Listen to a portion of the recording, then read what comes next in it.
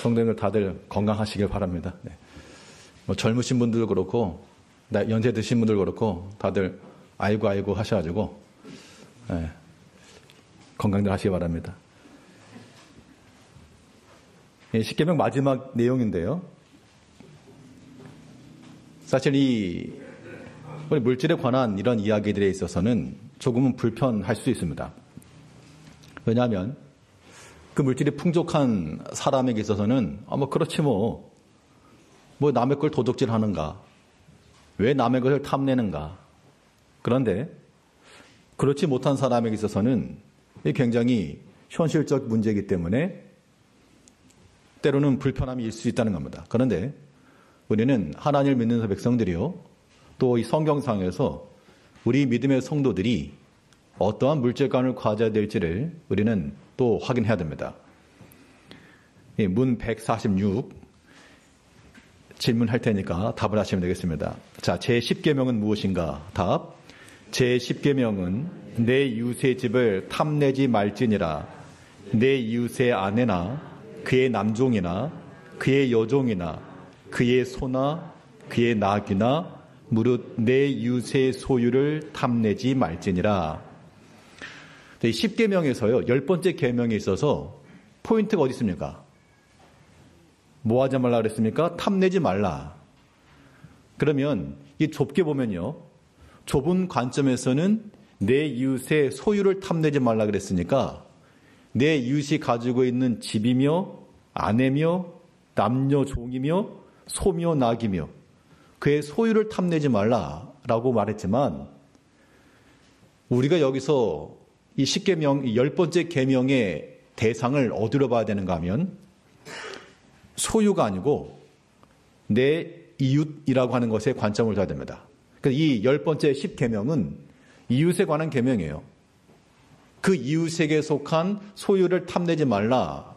이거는 기록된 명맥상의 말씀이기도 하고, 이 10계명에 대해서 10번째 계명을 우리가 적용하기 위해서는 단지 남의 집 물건 탐내는 거 안 탐냈는데요, 그 정도가 아니고 그 이상을 넘어서 내 이웃에 대해서 어떻게 대할 것인가까지가 포함되는 겁니다. 그런 의미에서 이 10계명이 우리 크리스천들에게 있어서는 하나의 윤리 기준이 된다는 겁니다. 내 이웃의 집을 탐내지 말라. 그러면 우리는 이 이웃에 대해서, 혹은 이 물질, 이웃의 소유나 혹은 우리 이웃에 대해서 어떠한 마음을 가져야 되는가? 일단 우리 147문 문을 읽을 테니까 답을 하시면 되겠습니다. 제10계명에 요구된 의무는 무엇인가? 답. 제10계명에 요구된 의무는 우리 자신이 가진 그대로 온전히 만족하고 우리의 이웃에 대하여 마음을 다해 인자한 태도를 가짐으로써 그에 대한 우리의 모든 내면적 동기와 애정이 그의 소유물 전체까지 미쳐 잘 돌봐주라는 것이다. 그러니까 10계명의 이 의무가 단지 내 이웃의 물건, 거기에만 해당하지 않고 내 이웃에 대해서 애정을 가지고 보살펴서 그가 가지고 있는 소유까지라도 잘 돌봐주어라, 이런 의미가 되는 거죠. 자, 그런 의미에서 우리 10번째 계명을 우리가 적용하는 방편은요, 당연히 내 이웃의 소유를 탐내지 말라 그랬으니까 이 탐하는 마음을 우리가 버리는 겁니다. 히브리 13장 5절 말씀에서 보면요, 히브리 13장 5절에서 무엇을 사랑하지 말고 돈을 사랑하지 말고 있는 바를 족한 줄로 알라. 우리 이런 말씀을 보면 아멘, 그렇습니다. 그런데 삐딱하게 보면요, 있는 바를 족한 줄로 알라. 뭐 있어야지 족한 줄 알죠? 있어야지. 뭘 좀 주시든가, 주워놓고서 있는 바를 족한 줄로 알라 그러셔야지. 뭐 없는데 어떡합니까? 예전 같은 경우는 뭐 다들 어렵게 살았으니까 뭐 다 어렵다 하지만, 요즘 같은 경우는 약간 상대적 박탈감이죠. 숨만 쉬고 있어도 돈이 나가죠, 요즘은. 숨만 쉬고 있어도 아무것도 안 해도 그냥 숨만 쉬고 있어도 그럼 매달 돈이 나가는 겁니다. 그럼 이런 생활고를 당하고 있는 우리 현실적 관점에서 뭐 있는 바가 있어야지 족한 줄 알 겁니까? 알지 않겠습니까? 아무튼 있으면 족한 줄 알죠, 저도, 우리도. 그런데 이런 말씀들에 대해서 우리가 어떻게 이해할까? 일단 돈을 사랑하지 말라 했으니까요. 우리가 이 돈이라고 하는 것에 대해서 필요합니다. 필요한 것과 이것을 우선시하고 이것을 눈앞에 두고 사는 것은 또 별개 일이죠. 예전에 이런 일이 있었답니다. 물론 꾸며낸 얘기겠습니다만 어떤 사람이 자기 처지를 비관하면서 잠이 들었는데 꿈속에서 하나님이 나타나가지고 내가 너한테 뭘 줄까? 셋을 셀 동안에 원하는 거 하나만 말해라. 다 준다. 그때 이 사람이 듣자마자 돈.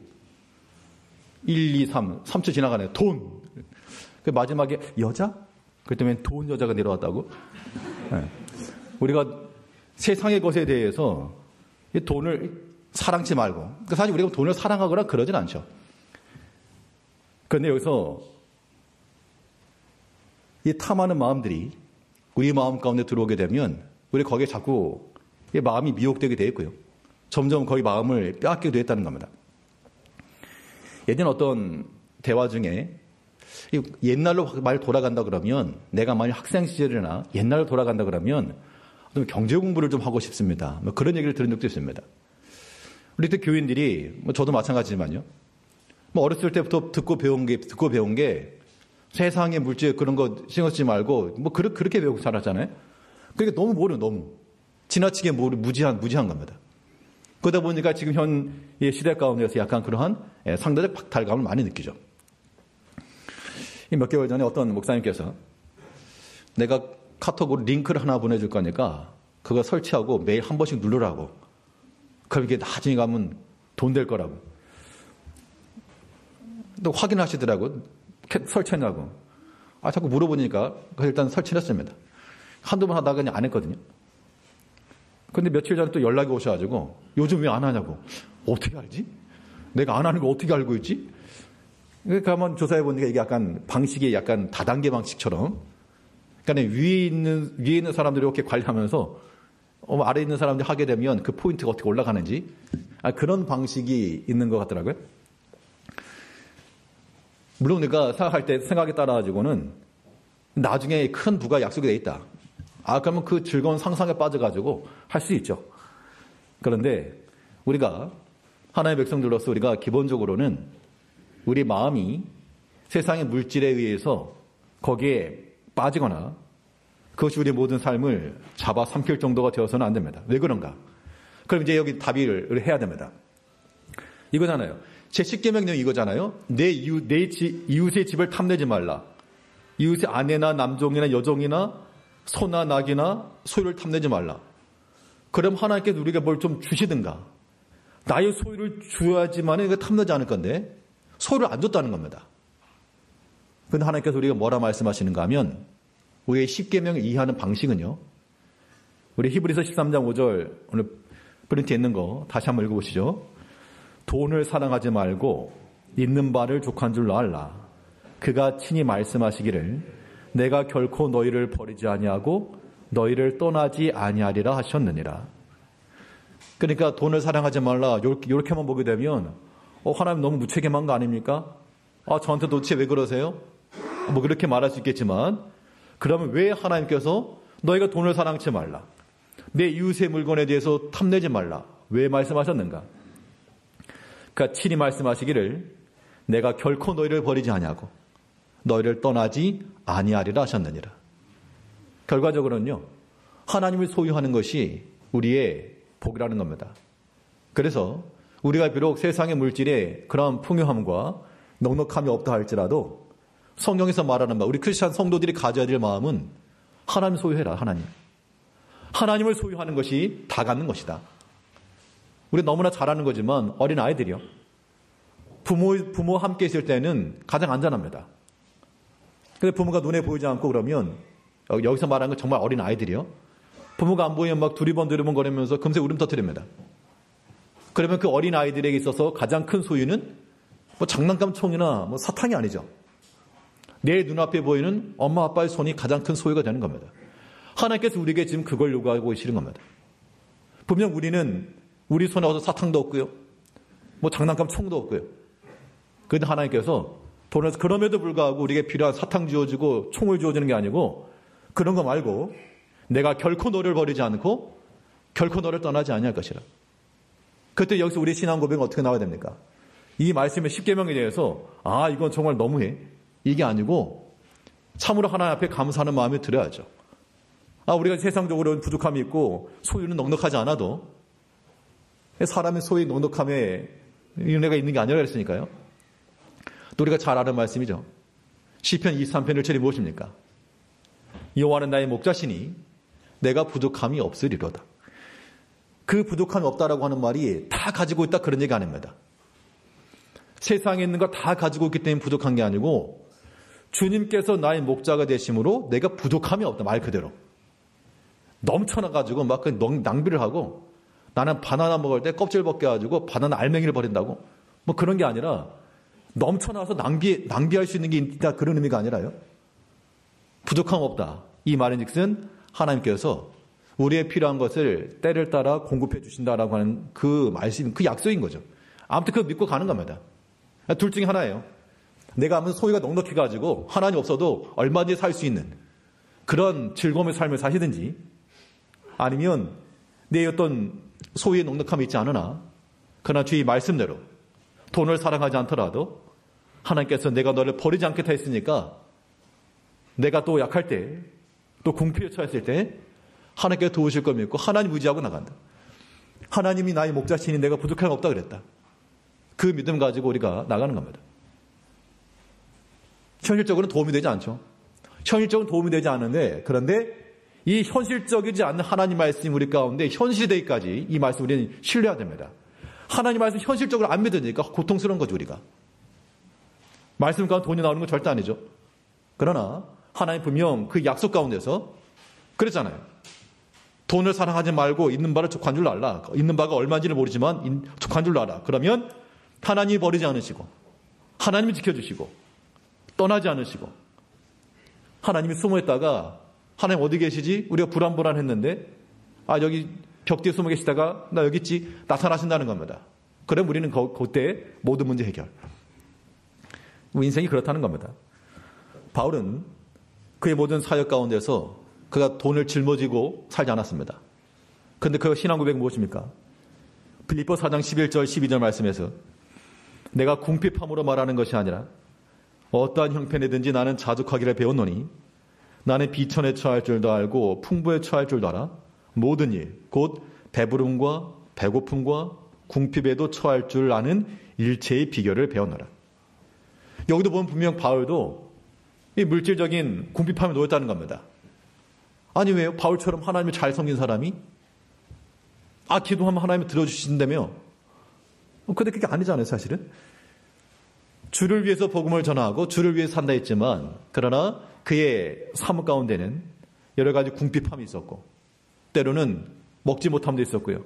굶주림도 있었고 또 때로 하나님께서 풍부함도 주시고 풍부함이라고 하는 게 갑자기 무슨 돈벼락을 맞아도 풍부했다라기보다도 어떤 성도들의 섬김을 통해서나 교회의 후원을 통해서나 그런 의미에서 이제 필요가 충족되었다 그런 얘기가 되겠죠. 그 뒤 모든 것들에 대해서 하나님께서 채우셨다 그렇게 말하였고 어떤 형편에서든지 자족하기를 배웠다 그렇게 말하고 있습니다. 그래서 우리가 어려울 때는 우리가 어려움을 당하는데요. 근데 그 어려움을 당할 때 유익함이 하나 있습니다. 근데 목사님들 얘기 들어보면 그런 말씀들 가끔 하십니다. 그 목회자가 어떤 상황이 너무 좋아가지고 막 염려도 하나도 없고 근심도 하나도 없으면 성도들이 별로 설교에 은혜를 못 받는데 막 그냥 어려움이 닥치고 그러면 설교하는 사람은 힘이 쪽 빠져가지고 아무것도 못합니다. 나 같은 것이 뭘 합니까? 그런 마음으로 정말 그렇게 풀이 푹 줘가지고 설교하는데 그러면 교인들이 은혜를 받는답니다. 우리 약함이 곧 하나님의 강함이 될 것인데 우리가 그렇게 좀 지내시자고요. 그래서 어려움이 다들 있으시는 것은 분명한데 그때마다 우리가 하나님을 찾고 하나님 의지하고 하나님 앞에 부르짖고 우리가 만일 그런 물질적인 어려움이나 부족함에 놓이지 않으면 하나님 아마 안 찾으실걸요.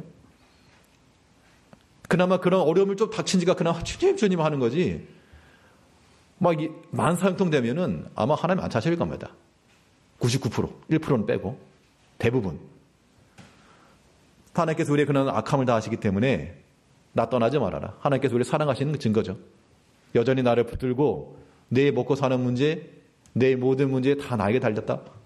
너가 어떤 내 생각과 계획을 가지고 앞으로 이렇게 해야지, 이렇게 하면 되겠지, 그런 계획 가지고 사는 거 절대 아니다. 하나님께서 내가 너를 붙들어주고 너와 함께 있어야지만 네가 행복한 것이다. 그걸 우리에게 지금 말씀하시는 겁니다. 그러므로 성도들 가운데 조금 유효하게 사시는 분도 계실 것이고 또 소유의 부족함이 계신 분도 계시겠지만 그리고 서로 불화할 것도 없고요.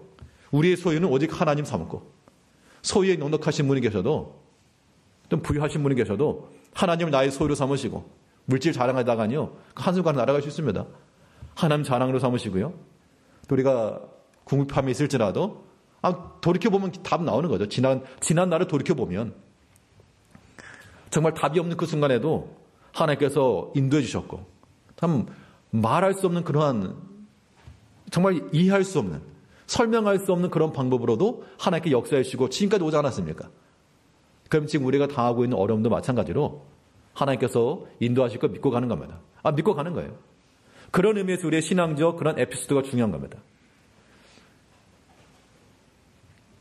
그래서 어떤 지금까지 살아오면서 하나님 만났던 체험들 이런 이야기 하는 것들 들어보면요. 다들 비슷합니다. 정말 저 어려움의 때에 하나님께서 나를 도와주시고 건져주시고 그 당시에 정말 아무런 소망도 없었는데 하나님께서 그 길을 열어주시고 이것이 우리의 인생이고 삶인 겁니다. 그렇기 때문에 우리 어떤 물질적인 곤혹과 어려움에 처하셨을 때 물론 여기에서는 이 탐심의 마음을 가지면 안 되고요.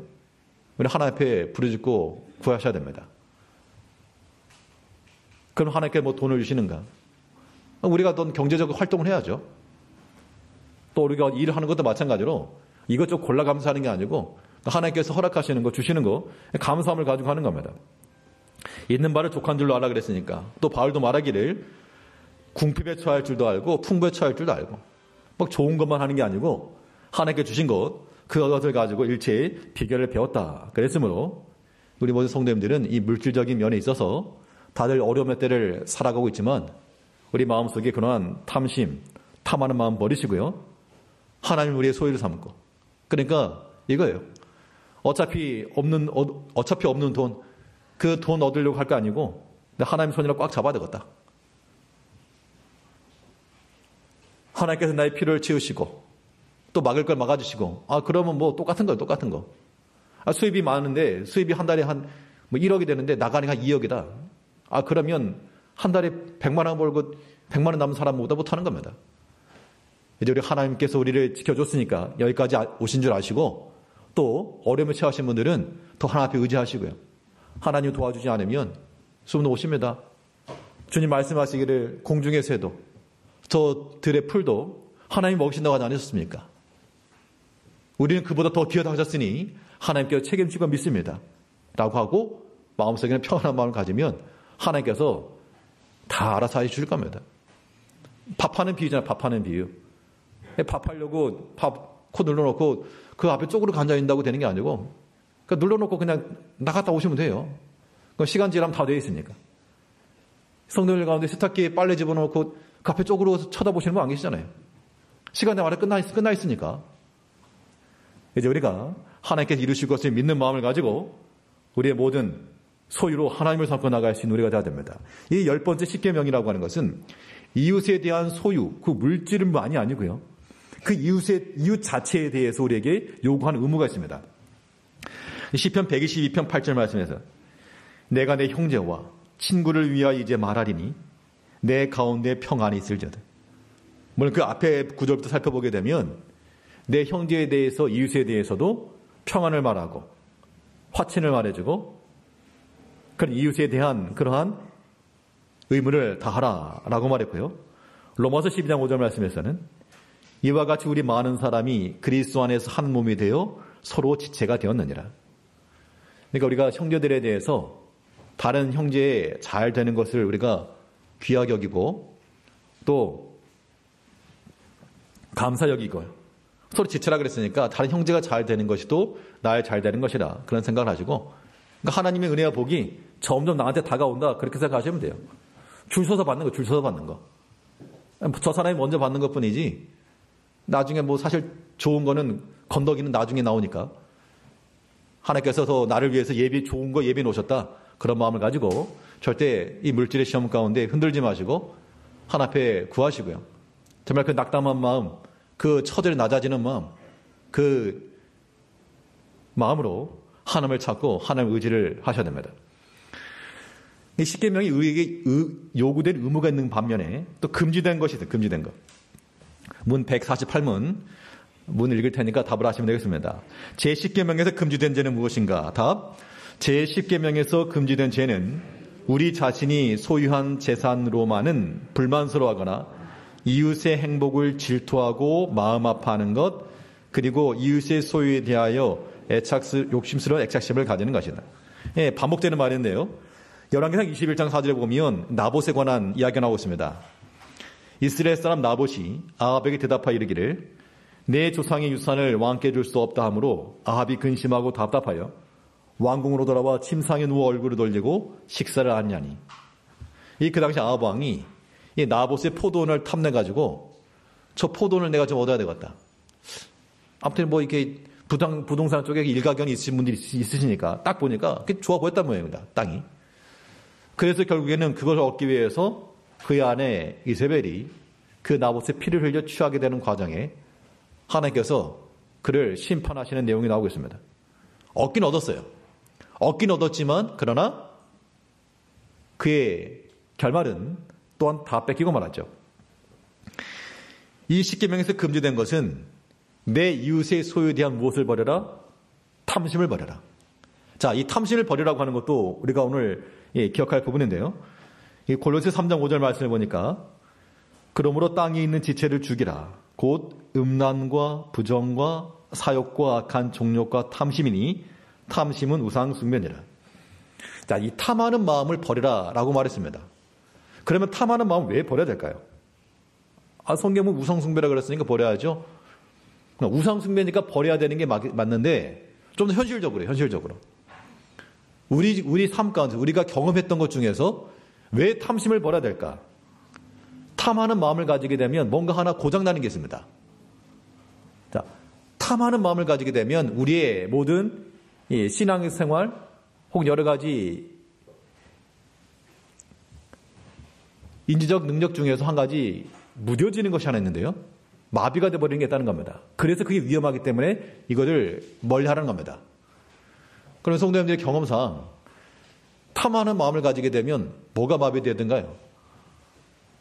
아니면 그럼 자기 자신에 대해서 모르면 다른 사람을 봤을 때 저 사람 왜 이렇게 욕심을 부리지? 저렇게 탐하는 마음을 가졌다는 것은 결국 무엇의 상실인가 하면 분별력 상실이에요. 탐하는 마음이 사람의 판단과 분별력을 다 마비시켜버리기 때문에 계속해서 그냥 끌려가는 겁니다. 다윗과 같은 믿음의 사람도 탐하는 마음이 드니까 분별력이 뚝 떨어진 겁니다. 그래서 내 이웃의 아내나, 이거 십계명 말 그대로잖아요. 우리 마음 가운데 탐하는 마음이 들게 되면 사람이 어떤 마음이 드는가 하면 이제 거기서부터 막 이리저리 머리를 돌리게 돼 있습니다. 내가 저걸 어떻게 얻을까? 머리가 막 이거 막 굴리는 거예요, 머리. 그닥 좋지도 않은 머리가 굴려가면서 어떻게 하면 얻을까? 계획을 세우죠? 뭐 올렸다 내렸다 합니다. 근데 결과적으로 그렇게 해봐야 또 의미가 없어요. 그 탐하는 마음 마치 무엇과도 같은가 하면 차가 막혔을 때 빨리 가려고 조그만 길로 들어갔습니다. 빨리 가려고. 근데 갔더니 더 막히네? 큰 길은 그나마 빨리 뚫어라도 지지. 좁은 길에서 한 막히면 뭐 답이 없습니다. 그래서 우리가 아무리 궁핍함이 있어도 우리가 때로는 그러한 탐하는 마음에 미혹을 받더라도 거기 넘어갈 게 아니고 우리의 분별력이 살아있어야 됩니다. 땅에 있는 지체를 죽이라. 이건 뭐 죽여야 될 내용 가운데 하나랍니다. 음란과 부정, 사욕과 악한 정욕, 탐심. 이게 다 같은 또래라 그런 얘기죠. 어떤 우리가 음란이라고 하는 것에 대해서 성도에게 있어서는 참 멀리해야 될 그런 도덕적 요소죠. 그런데 그것과 지금 같은 레벨 상에서 탐심이라고 하는 게 같이 들어있는 겁니다. 음란만큼이나 우리가 도덕적, 윤리적으로 경계하고 또 부끄럽게 여겨야 될 것이 바로 탐하는 마음. 그 탐하는 마음을 우리가 알 수가 없죠, 서로. 서로 알 수가 없기 때문에 우리 자기 자신의 신앙 양심이 그래서 살아나야 됩니다. 우리 양심을 따라서. 그래서 특별히 학생들이나 또 청년 세대들도 마찬가지입니다. 우리가 바른 양심을 가지고 하나님 섬기는 거 중요하고요. 누가 보는 사람이 없어도 하나님께 주시는 그 마음을 따라 우리가 살아야 되겠습니다. 갈라디아 5장 26절에서는 헛된 영광을 구하여 서로 노엽게 하거나 서로 투기하지 말지니라. 재밌는 게요. 저만 재밌는지 모르겠습니다만 5분 남았습니다. 조금 인내하십시오. 요거만 얘기하고 마치죠. 자, 이 10번째 계명에서 내 이웃의 소유를 탐내지 말라 그랬는데 여기서 탐내지 말라라고 하는 말씀의 금지 내용 가운데는요.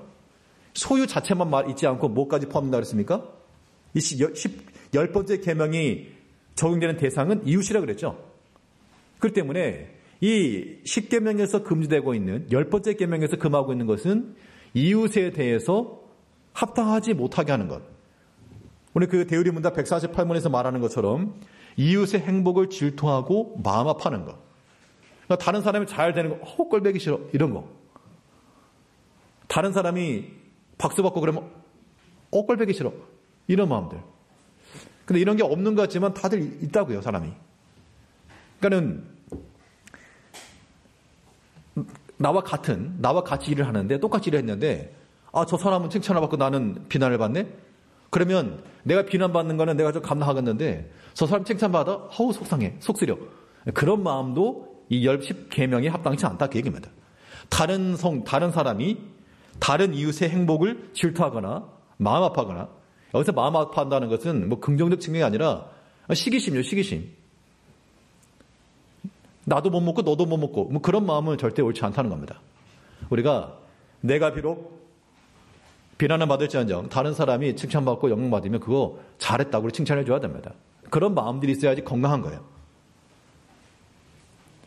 예전에 어떤 교회에서 큰 교회인데 여러 이제 교육자들이 있는데 교육자들 간에 어떤 관계에 좀 트러블이 있다거나 또 어떤 사모님들 간에 어떤 좀 비슷비슷한 또래인데 좀 트러블이 있습니다. 아무튼 뭐 어떤 의견이 좀 달라가지고 거기서 또 서로 오해가 쌓이는 거예요. 그러면 서로 서운한 말이 나오고 아무튼 그렇게 하다 보니까 덕이 안 되는 겁니다. 교인들이 볼 때 눈치를 보는 교인들이. 이건 제가 그냥 교육자 얘기를 들었습니다만은 이거는 교육자들만의 문제가 아니고 우리 모든 성도들 다 마찬가지입니다. 모든 교인들이 서로 성도 간에 서로 잘 되기를 바라고 나보다 더 칭찬받는 것을 우리가 기쁘게 여기고 나보다 더 좋은 분이 있으니까요. 또 만약 나보다 못하는 게 있으면요. 저 사람 때문에 내가 더 돋보일 수 있으니까 아무튼 어찌됐건 간에 우리 형제에 대해서 우리가 미워할 것도 없고 시기할 것도 없다는 겁니다. 그러므로 우리가 이 10번째 계명 10계명에서 금지된 것은 이웃의 그 행복과 이웃이 받는 그런 영광과 질투하고 속상해하고 그런 것까지라도 금지가 되었으니까 우리는 우리 옆에 계신 분들이 잘 되는 걸 바라십시오. 우리 옆에 계신 우리 믿음의 성도들이 나보다 더 많이 칭찬받고 나보다 더 박수 받을 때 같이 박수 쳐줄 수 있는 그런 마음을 갖는 것이 이 10계명을 실천하는 우리 성도들의 윤리가 된다는 겁니다. 결과적으로 이 계명에 대해서는요. 우리 소유물이라고 하는 것을 탐내지 않을 뿐만 아니라 이것을 결과적으로 나눠주라 그 말하고 있습니다. 시편 112편 9절 말씀에서 그가 재물로부터 빈궁한 자들에게 주었으니 그의 의가 영구 있고 그의 뿔이 영광 중에 들리로다. 이제 우리가 기도 제목 가운데 저도 마찬가지고요. 많은 성도님들 그러시겠지만 하나님께서 넉넉한 걸 주셔가지고 많은 사람들 좀 섬기고 또 여러 사람 좀 식사도 좀 대접 좀 해주고 저희 제일교회 중에서 어느 분이 제일 돈 많으세요? 제일교회 중에서 제일 좀 잘 사시는 분 누구신지 어느 그 집안인지 모르겠네.